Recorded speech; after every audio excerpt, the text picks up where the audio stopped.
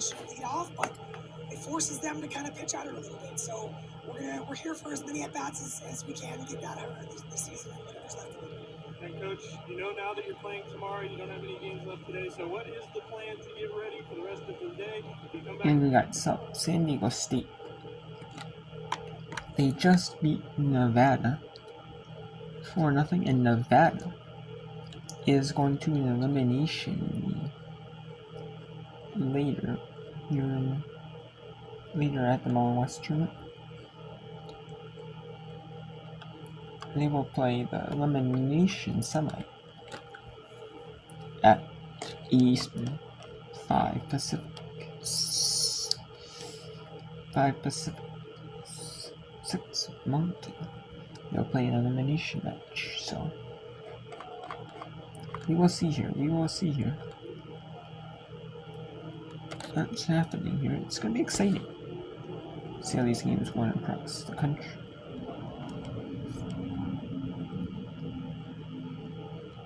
We have the SEC Semis.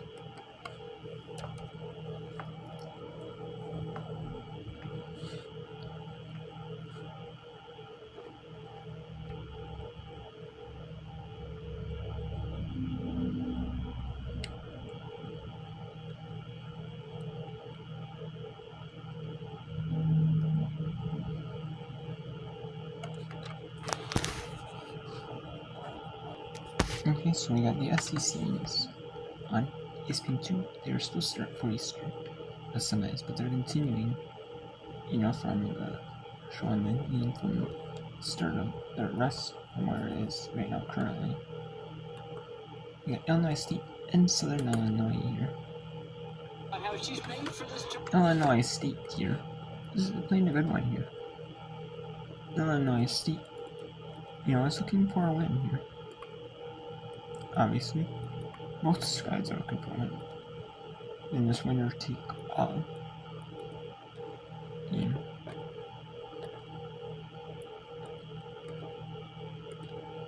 And that is a grand slam, and that will do it here in this winner take all in the tournament. What a win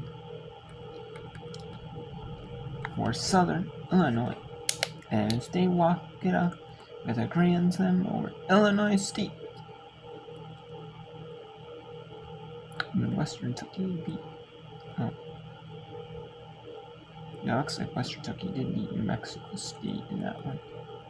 Okay, so we got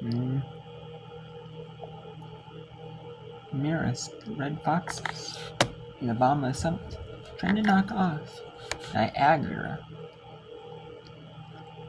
I don't know if that's going to be possible, but we will see there. Now we got Southern Illinois trying to walk it off again, trying to run Southeast Missouri State, trying to run Eastern Illinois. We got St. Louis trying to run Massachusetts. And we got Oakland and Cleveland State. They did not play any yesterday in the Horizon tournament. But there are going to be a bunch played every game up until there's 3 teams after 2 semi. There's going to be 3 teams left. Whoever is the, there's going to be the Winners Bracket Championship game. There's going to be the Winners Bracket Championship game today or tomorrow, and then there's going to be an elimination match. Between, there's going to be between the loser of the Winners Bracket Championship, and then if the team that wins the elimination match wins the second game, they're not going to have a third game, championship game, so they're just going to call. We have 2 today, and we have 2 tomorrow. And they have the championships on, so you could have it saved if necessary. But they're just not gonna do that though. Make it so that if the team that say if the team that wins one means the elimination only plays 1-1. Now you'll have only have the FS3 on Sunday. But they're not gonna do that, they're just gonna have it, I swear. The elimination, the World Championships and the elimination, is on today's.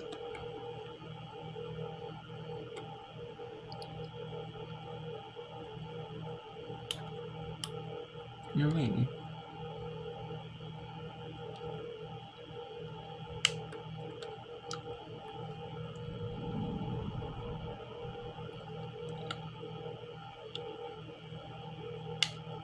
So who knows? We got Cleveland State and Oakland in the top of the 7th tier. Let's go to Niagara and Marist here. Niagara is trying to eliminate Marist here in the championship here.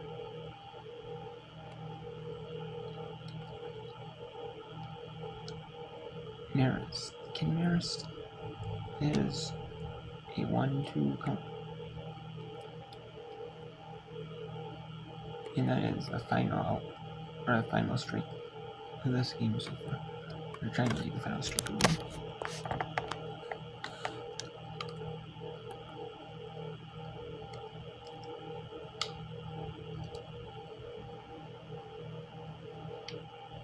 Ooh, and that is 2-2.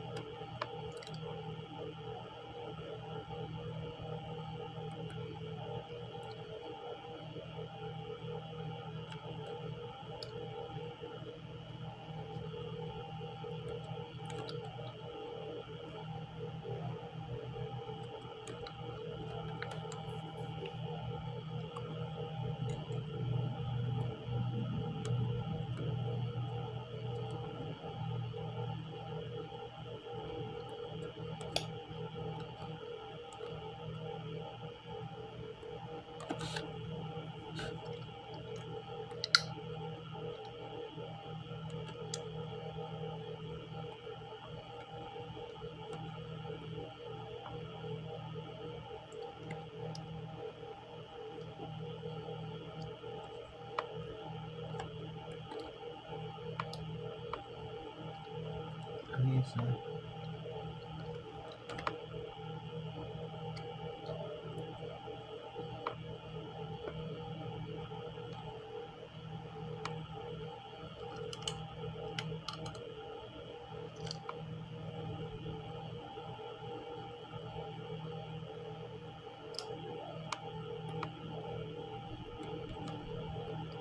Indiana achievement. Alright, oops.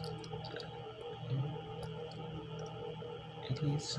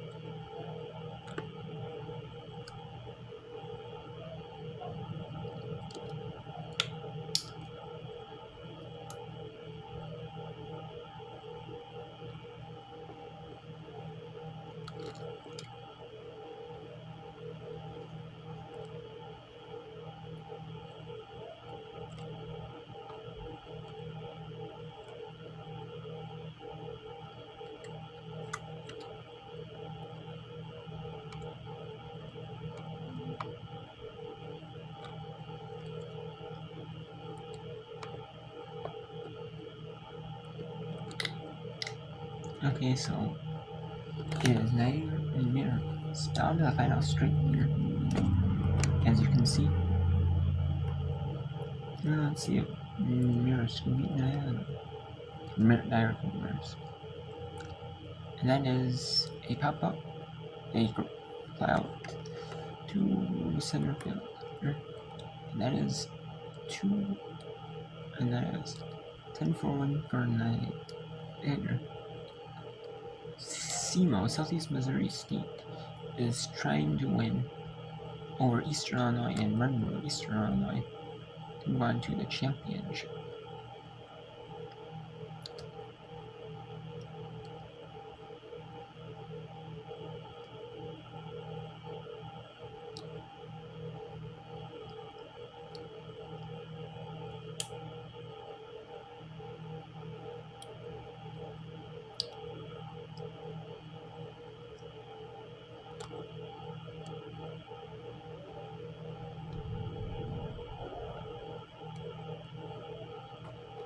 Yeah, US and St. Louis in the elimination game. St. Louis is trying to eliminate Massachusetts here. And both teams are trying to eliminate each other. Obviously, that's what you want. You see? You got Freedom State Oakland. They're not an elimination.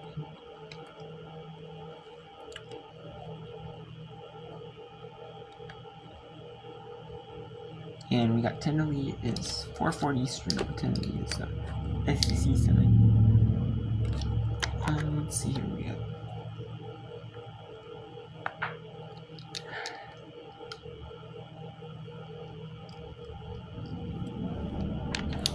We have 10 to lead. Here we have the Big Sky was 10 to lead for 410 Eastern, so it's the map tournament. And 10, that's either game is started. We have here we got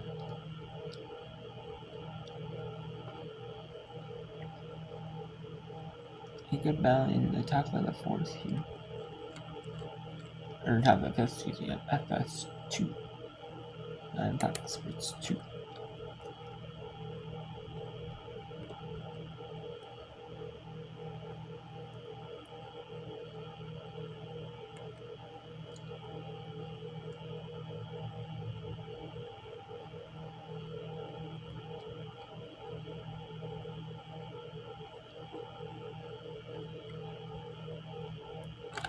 Underway. This is a no man's land big collision.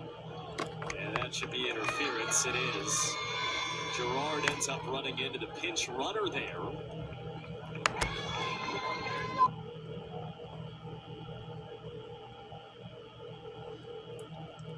Okay, so we got FS2 here, Big East.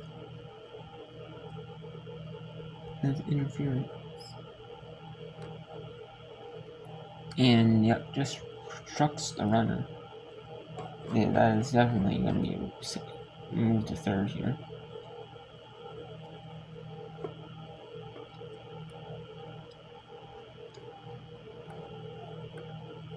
Yeah. And so we got the SEC semis, or the SEC quarters here. Who is going to win the SEC quarter? Is it East South Carolina? Or is it Texas? Hill squares again. And did she pull back the bunt in time? It appears so. 1-1. I don't love this call because even if she puts it down, then they're just going to walk Trinity Cannon and put her on first base. So you're essentially taking the bat out of the hands of one of your better hitters who's had a lot of success against Elena Votto over in the Pac-12. Now the bunt is off after a strike, and now Hill's in a 1-2 hold. And she struggled with 2 strikes in this game. A couple of strikeouts, but that was against Marjetko. But Jasmine Hill just looked a little bit off in this game. When you look at the season that she's put together and her on-base percentage and her power, arguably one of the best hitters in the A&M lineup. Este and Powell, the winning runs on base. Nobody out for Texas A&M in the 7th. 1-2. Hill swings, hits a ground ball to third. That is foul. It's ruled very quickly foul by Chris Neighbors, and Vaughter is in shock. Bev Smith is out to talk about it as well. It was oh so close to a double play, but it is ruled a foul ball before it gets to the base, and that ruling has to stand. Has to stand because you can't review it. It's called foul. I mean, this was going to be an easy double play for South Carolina. Ground ball to Leno, who goes to her backhand to field it, and she's stepping on the base. That's a foul ball. Great call. Chris Neighbors got it right. You can want this to be a fair ball, but I think that's a great call there by our officiating crew here, who's also worked hard. Give them a lot of credit for what they've done here at the SEC tournament. So we'll do it again on 1-2. In the final quarterfinal in this wild SEC tournament. Hill takes one just off the edge. It's either a really confident look or such a good pitch she was frozen. Either way, it's 2-2.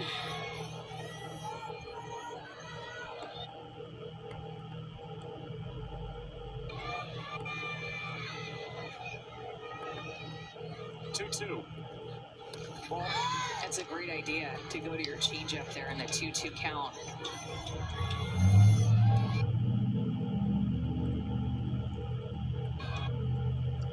Up here in the SEC, and Hill takes a called third strike. Vaughter wins the duel on the 7th pitch. You just can't be looking for a walk here. You know you're going to get a pitch to hit if your Jazz hit with Trinity Cannon on deck. You can't be looking to walk. You have to want the bat in your hands with the runner. Now there is a base open, but it's third base. So if you walk Cannon, you push the winning run into scoring position. She's seen 10 pitches today. Hit the first for a home run. The last 9 have been balls.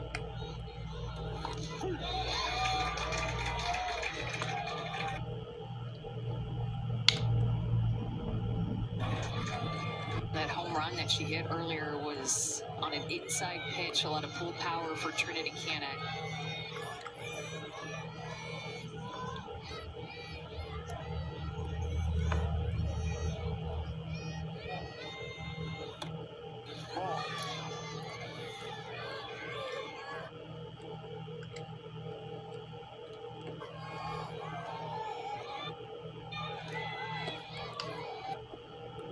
Cannon takes ball 3. Not the first late inning matchup between these two this year. March 9th. It was Cannon off of Vaughter, a walk-off home run in Game 2 of that first SEC series of the year.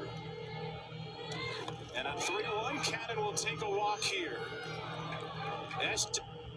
The tying run to third. Powell the winning run to second. Cannon aboard at first, and there is still only one out with Coco Woolley coming to the plate. You can tell they're trying to be careful with her, with the damage that she's done against them this year. And now you have a lot of speed at home, a lot of speed at third. Her run is irrelevant. They have to score the first 2 before her, unless there's a possible force play at second. Just add a little bit of speed. And now Coco Woolley trying to solve Elena Vaughter for a first time.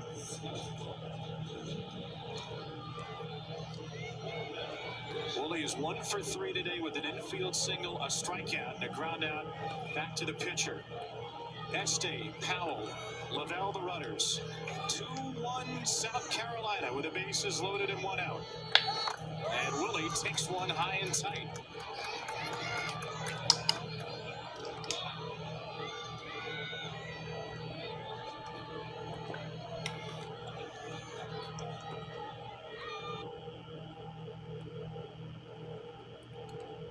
A second-team All-SECer, Coco Woolley, swings away and misses. A little bit up for Elena Vaughter, whose command has not been pristine out of the bullpen. But she's always one perfectly placed drop ball away from getting out of a jam. Woolley in the air to center field. Lampede was playing shallow. It's over her head, and Texas A&M finally breaks through. And Texas A&M moves on the SEC semis with a 3-2 victory then. And they're gonna play later today on ESPN on the Dukes later today. They're gonna play on the Dukes later today.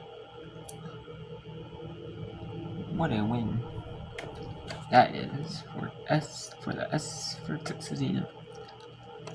And we have an all-ranked SEC tournament, and we have tournament semi all-ranked.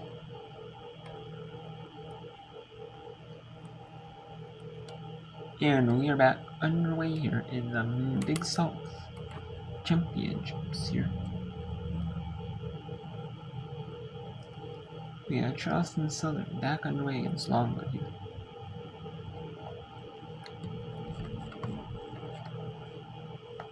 And we have an elimination semi here, as well in the Big South. That's going to be obviously pushed back. We were supposed to have one earlier, no, number 2, so.